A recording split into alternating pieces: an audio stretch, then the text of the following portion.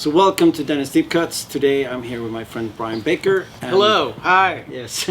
Hello. And this been a long time coming because you were one of the first people I pitched this idea to about talking about your worst record, which is, it sounds weird, but I'm more interested in the idea of what is a failure? Like, how do you fail and how do you get back from that? And your worst record could mean a whole number of things.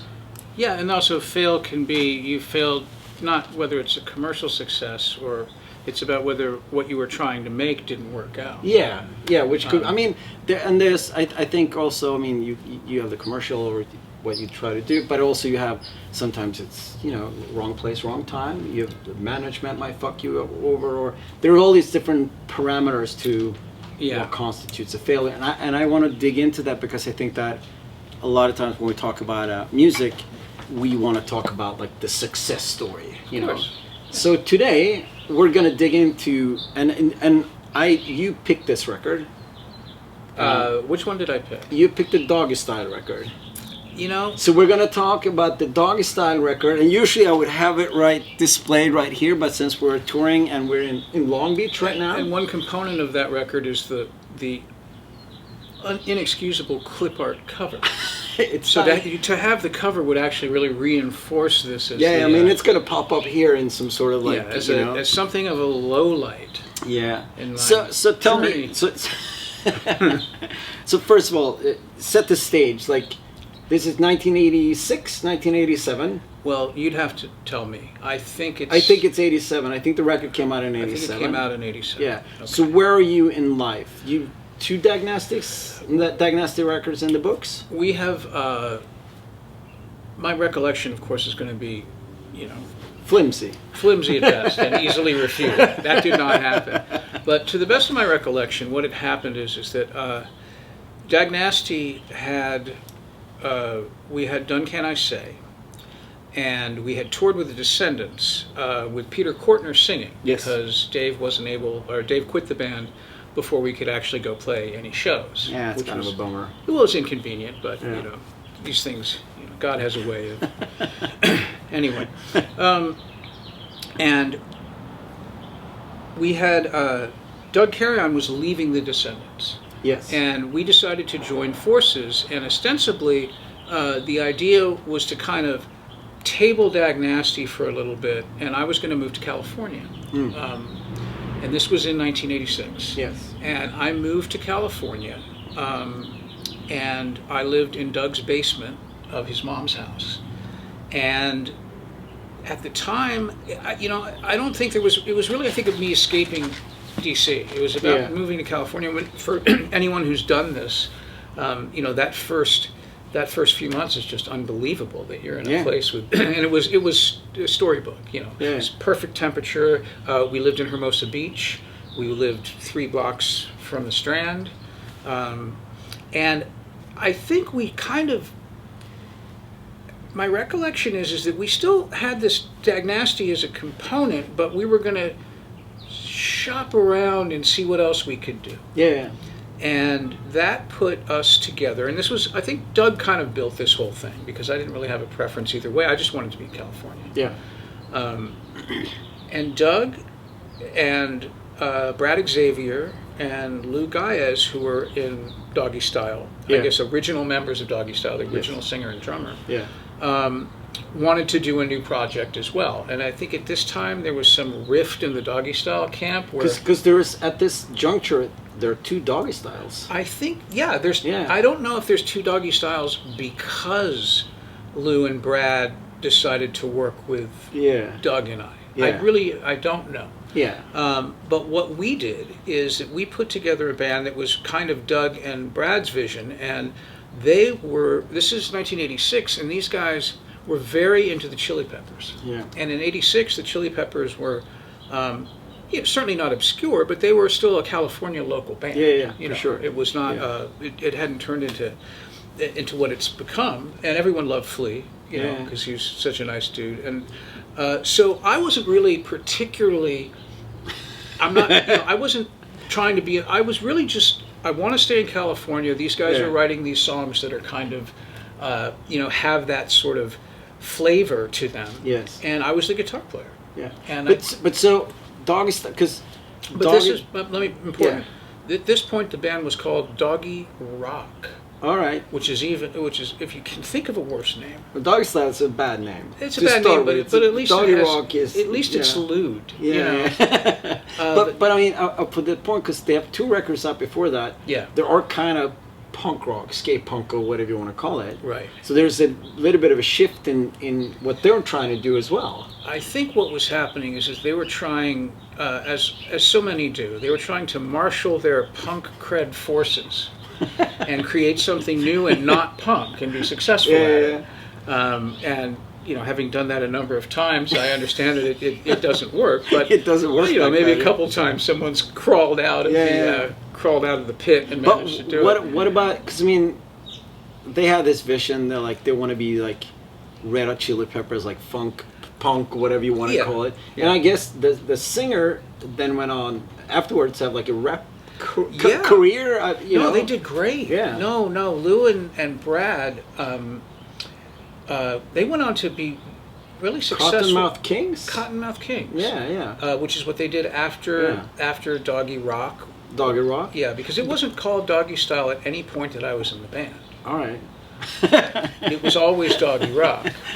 That's amazing. And Cottonmouth Kings were a big thing for a long time, and that whole sort of like weed-fueled genre. Oh, yeah. But so was there management? Was there a label? Was there how was the setup? Because I mean, as you said, it reeks of a certain ambition. Like now we're going to go mainstream. Yeah, but it's a strictly amateur hour because our version of management was that Doug had a phone that had a pause button, a hold button on it, and he would answer the phone in one voice. All right, and then he would switch the call over to his regular voice. I love it. Yeah, I love it. So to talk to someone about booking a show. Yeah. And I think we had some de facto well-wishers and management, but nothing of any. No, nothing was signed and no money was made. All right. And, but looking at it, it's easy to understand. Like we want this to be a bit of a crossover over thing. We want it to be kind of more broad and more popular. This funk punk thing is happening. Right. Red Hot Chili Peppers was just in a Thrasher movie. It's like there's something going on there. There's something to it, and I have to say, I mean, I'm not trying to just keep hammering on the fact that this wasn't my idea. No. But this wasn't my idea. And I wanted to be in California. I had, bleached hair down to my ass, and I was tan, and I just wanted to be part of this whole thing. I'd never smoked pot before either. All right. So I went to California and smoked pot for the first time, and now I'm in like the bad cold chili peppers with some dudes from Doggy Style. And and I had no regrets. No. I mean, certainly do it again. I think the conversation here is that we don't want to throw people on the bus, and we don't, but it's more about a time and place. Because I mean, we've all put out records where like we look back and hindsight's 2020. You look back, you're like, what happened, and just try to come to terms with it. Like, and so, who wrote the songs? Okay, well, we wrote them pretty much as a collective. Brad did all the lyrics, and Doug and I wrote the music. And what you hear on the Doggy Style album The Last Laugh, is our demos for Doggy Rock. And then there are demos for Doggy Rock that are the songs on that record, and I do not remember them, but some of them have that sort of what they were trying to do flavor. Yes. The ones that sound more like The Descendants or Dag Nasty were done, I think, it was when we found that this whole thing wasn't really working, but we were still kind of, everyone was still trying, let's just see, what else we can do. What the fuck were we thinking? I know that we wrote some songs, like, I was kind of like, well, I have an idea, why don't we write songs that people like, that, the people who liked our other bands, or, that whole thing, and that was, and so there's a couple songs on there that sound like that. There's 2 songs. There's especially one song, I have a little notebook here, but there's especially one song that I was like, oh, this kind of sounds like Dag Nasty. There's one called maybe... It's called Sweater. Yeah. I say my notes, decent song. Yeah. That's my note. So to my recollection, what this was is that so we had demos, and the demos I think it's different sessions. Yeah. And it does sound like a little different. It sounds like different sessions. So eventually what happened is I told Doug, I said, I have a great idea. Why don't we go back to D.C. and get Colin and Roger, who were patiently sitting by, and go, I have a great idea. Why don't we go back to D.C. and make Wig Out at Denko's? And he was like, okay, I'll go with you. Oh. And so that's a better record. So I got so basically that's what happened, is that we went back to DC. Doug now shared a room. I don't know if it was with me in our group house, Dag House, which I remember the cheapest rent was $77 a month at one point, because it had like 5 bedrooms, but we made bedrooms. Oh, yeah. And this is of course in DC, so it gets cold. We had chickens. Of course. We didn't eat them, but we had chickens. The Doggy Style record is a posthumous release. Like we were never called Doggy Style, but what happened is those demos came out later. Yeah. I think Brad and Lou. I know that I wasn't spearheading the release at all, but knowing me, I'm sure that I wasn't saying don't do that. No. I'm like, yeah, if you want to, whatever. Yeah. You want to put it out, put it out. Put it out. And that's what that really is. So it's kind of like it's a combination of 2 demos of people with not a great idea, not executing it very well. Yeah, because I think at the end of the day, that's kind of what it is. It's like it's someone trying something maybe a little bit above what they can do, and it doesn't sound that good. I mean, the recording, as you said, it's demo, so the recording's not great. Right. And the playing is fine, but the songs are pretty. The problem is that I find in a lot of records that aren't good is that the songs are bad.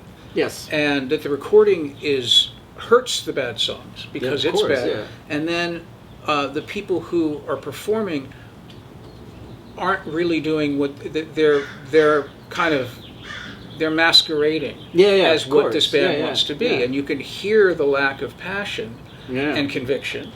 And I think that the way it's recorded speaks to how throwaway it was. Yeah.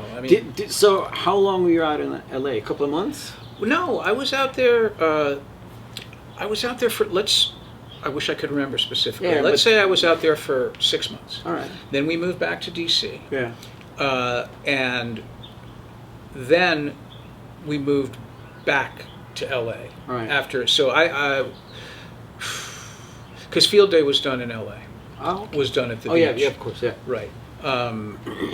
And so that's my timeline. I know that we moved back to DC, and then we got we did the record at Inner Ear. We got it. And then we went out to tour it. Yeah. And I think it was like, well, I still loved California, and Doug was from there, and we also had the advantage of a home base there because he had, basically a free place to live. Yeah. And so we just kind of morphed into. We moved to California, though I don't know the specific timeline, but I do know that once I moved back, and it was, let's say it was '87, I stayed until '94. Yeah. Did you ever play shows with Doggy Rock? Yes. What other bands did you? I mean, were you part of that scene? I think we may have opened for the Chili Peppers. I love it. I think this is true, but you would have to, you would need to have an archive. We'll have to Google something. But we, I recall playing at a club in downtown LA that was not Park Plaza. It was some, that time there would be short-lived clubs where they would find some great old building that no one was really using, and kind of like in punk rock where you find a VFW hall. Yeah. But this would be more of a an old hall. Different type of thing. I think that's possible, though. Perhaps we just were playing this show and maybe Flea was there. Yeah. I don't really know. And we might have. I think we probably played another show or two. Yeah.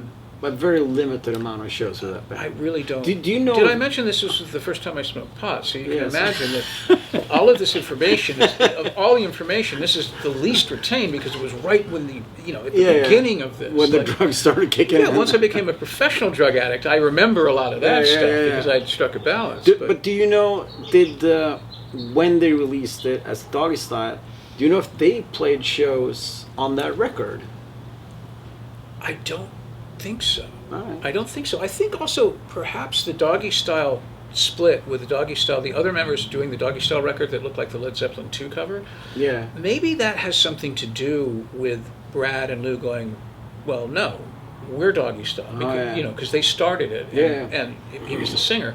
So maybe that was part of why. Well, we're going to release these demos as Doggy Style, like to fuck with the other guys, or you know, I don't really remember. This is all kind of, you know, high school stuff. No, I get that.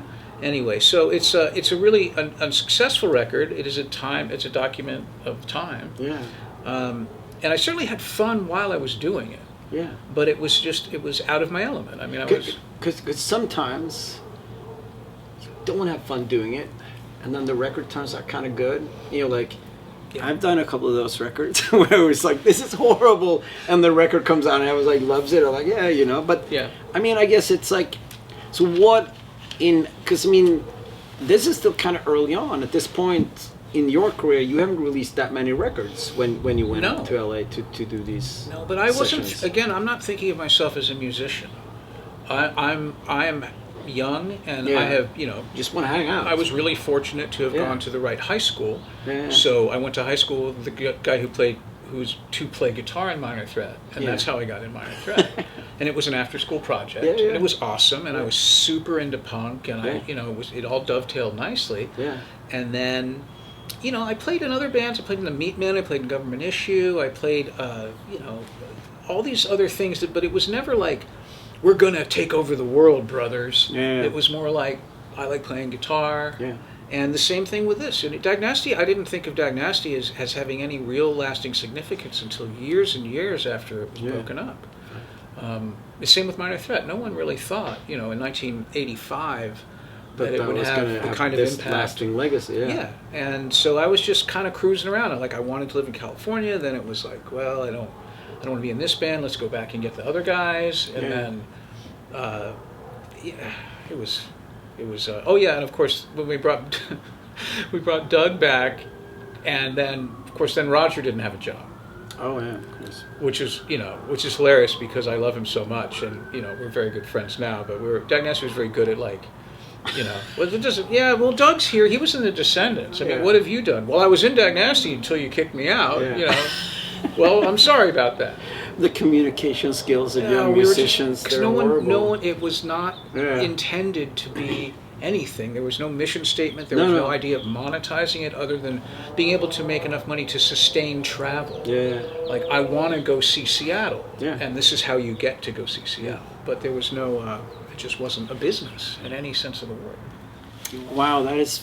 I mean, it is fascinating because, as you said, I had a little bit of the same experience where I was just playing music, and then one day I woke up and I'm like, I guess I am a musician now. And it was never a part of the agenda. When did you figure out, like, I am a musician now? This is what I'm going to do for the rest of my life. I think about 12 minutes after I joined Bad Religion. Okay, this is it. Well, this was where I was so... I couldn't believe that I got in that band because I loved the band so much, and I had been... I'd just been kind of cruising along, and I was working in a rehearsal studio, and I had played in other bands. I was playing... Actually, when I joined Bad Religion, I was playing with Tommy Stinson in a version of Bash and Pop. Oh, wow. But the Bad Religion thing came up, and it felt like home immediately. And I had the advantage of being friends with Brett, who was gone now, but I was friends with him from previous work, and then Jay Bentley is my best friend and has been for 29 years. You've been in Bad Religion for a long time. Well, forever, because it's my family. I can't think of it doing any other thing. But that was about when I was like, okay, I was kind of slightly headhunted, and I got into this situation that was going to be the first time where I could rent my own apartment. Like by myself. But how? Because I'm going back and forth a little bit. But when you moved to LA second time, and then Dag Nasty, I guess, broke up. You're missing Junkyard. No, that's what I'm coming at. Yeah. Because Dag Nasty broke up, and then you joined Junkyard. Dag Nasty fell apart in a sense. We had we were then Scott Garrett, Peter Kortner, Doug, and I. And Scott and Peter made a go of staying in LA, and then they kind of wound up going back to DC. Yeah. But we weren't broken up. We were just, at that point, we were like, well, we can fly to, if we're playing in Florida, I'll meet you in Florida and we'll practice at someone's house or whatever. And so we were kind of just a vapor, and we had nothing coming up. And there's a good chance that I think maybe, we were tired of each other in a sense because, we had released Field Day, which some people loved and some people really didn't like. And I like half that record. I think it's great. And the other half I didn't like. But other people liked that half better than the other. All of this, you've been in this kind of band yourself. Yes, exactly. many times. And the opportunity to join Junkyard actually came up by me walking from my apartment across the street to buy a Coca-Cola or a six-pack of beer and running into Chris Gates, who, from the Big Boys, who I had known from Minor Threat, and I'd known him for years and years, and he said, hey, I'm in this band Junkyard, and we need a guitar player, and we're recording right now. And you were like... And I was like, that sounds like fun. Yeah. And so I went and jammed with them, and they were like, okay. And the producer of the record was a guy named Tom Werman, who's a very famous producer. He did, you'll probably... can tell your people. We'll go with this. Yeah, and he came. He was like, "Oh yeah, you're fine. You can be in the band." I was like, "I've never really had someone's dad tell me I can be in a band or not." But I had never been in a band that was on a major label or had a. Of course, This band was like, this was my first experience of a band that was trying to be marketed as a product, and that I learned so many great things. Yeah, of course. And I had an excellent time. Yeah. It is interesting because one of the first time we hung out, I was like, I think people see your trajectory and they go like, oh, it's Minor Threat, it's Dag Nasty, Bad Religion, Junkyard. But you told me the first time we hung out, like, no, I love that band. I had such a good time. I like those records. So I think that's kind of, I learned everything that I know now that I still practice today about touring and about being in a band and about understanding how, cause and effect and how important it is. I mean, just the simple business of being in a band. If people want to talk to you, you talk to them. Yep. And if someone wants to take a picture of you, you're grateful that they want to take a picture. That is true. There's no time for this bullshit. There will be a day when no one wants to take a photo of us. Of course, it probably was yesterday, as far as I'm concerned. I don't know, but it was such a great ride, and I really loved the band, and I still write with the band. Yeah. And I play with them on and off. I haven't done a show with them in probably 5 or 6 years because they certainly don't need me, but. But we're great friends, and I'm really proud of that part of my life. Yeah. And then we got dropped, and I went back to, I was living in an apartment with a singer, 1-bedroom apartment with a singer, and I just started, what do you do? I got to make okay, you're gonna hate me. I sold all my rare records collection, which now would be worth $40 million. Yeah, exactly. Which I would offer to you for only $150,000. I know. It is a big. Sadness in my life that I'm joining fake names, and then like Brian's like, I sold my records in the early 90s. Were you interested in Misfits test pressings? Because I had all of those. Yeah, exactly. Too. And Michael, like, I sold them like 10 years ago. I'm like, what's happening here? I know, I'm sorry. My hope now is in Brendan Canty. Yeah, he's never going to sell. He's got everything. And then I got a job in a rehearsal studio, and that's kind of, I did that. I did another band. It sounded a lot like the Replacements, strangely enough. It's not bad. Called Careless, and no one did. And we played locally. We're kind of a cool, local band in LA, and we got a publishing deal, but we didn't get a record deal. And then then that band kind of dissolved or kind of went low key a bit, and I said, you know what? I'm not going to be. I think I might have quit. And I said, I've been in a band constantly since I was 15. Yeah. I've never not in a band. So I'm going to just take a year off from being in a band and figure out what I'm actually going to do with my life. Yeah. Which is really what it was. It's like, okay, well now what am I going to do? I have this job at the rehearsal studio, and I like production, and I'm really thinking. My dad was in television. He was a TV producer, and I'm like, that sounds fun. Yeah. Really, not giving up music, but just just what do you do? Different path, yeah. And I quit the band, and I was working at the rehearsal studio, and I would say maybe 3 or 4 weeks later, Tommy Stinson came in and needed a guitar player in Bash and Pop, and I was right back in. Yeah, right back in. Yeah, I was right back in, and it was like, well, that was a really nice year. It was about 4 weeks, but it's a chance to play with Tommy, who is not only a brilliant songwriter, but he was one of my absolute heroes. Yeah, of course. Yeah. I love the replacement. I happen to be accidentally wearing that sporting replacement today. Yeah. And then Bad Religion And happened. then while I was in Bash and Pop, that's when the Bad Religion thing came up. Yeah. And, Tommy was cool. I mean, Tommy wasn't, it was also, Tommy was just doing he's just writing songs. Yeah. Bash and Pop was Tommy. Yeah. So whoever was in it, it was the lineup was in flux. I will say that. It happens. Yeah, and then by the Bad Religion thing, I realized, okay, this really is, this is what I do. The real deal, yeah. Don't fuck this up. Yeah, and you haven't. I mean, you're still. I got lucky. They didn't. Yeah, I was a real mess, but they set the bar low. No one really seemed to care. It was fine. I'm glad I made it out. We're gonna circle back to Doggy Rock for a short second, and then we're gonna I thought we were through. I thought so too, but I'm hungry. If I am. No, I don't know. What would you done differently? Well, is there any? Could that project have been saved in any way? Yeah, if I had been genuinely interested in playing a style of music like the Chili Peppers, and in doing so, what I would have been is interested in what they were interested in that helped them create their sound. Yeah. So if I'd had that advantage where I was drawing from their influences, then certainly there was potential, because Brad was an excellent frontman. Yeah. And, he couldn't sing, which obviously doesn't matter. No.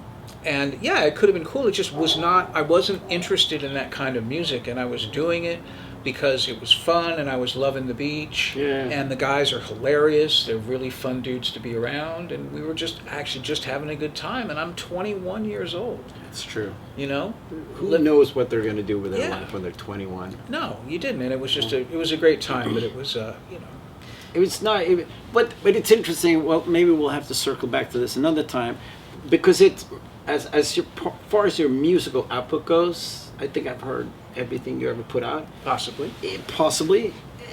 It's the worst record you put out.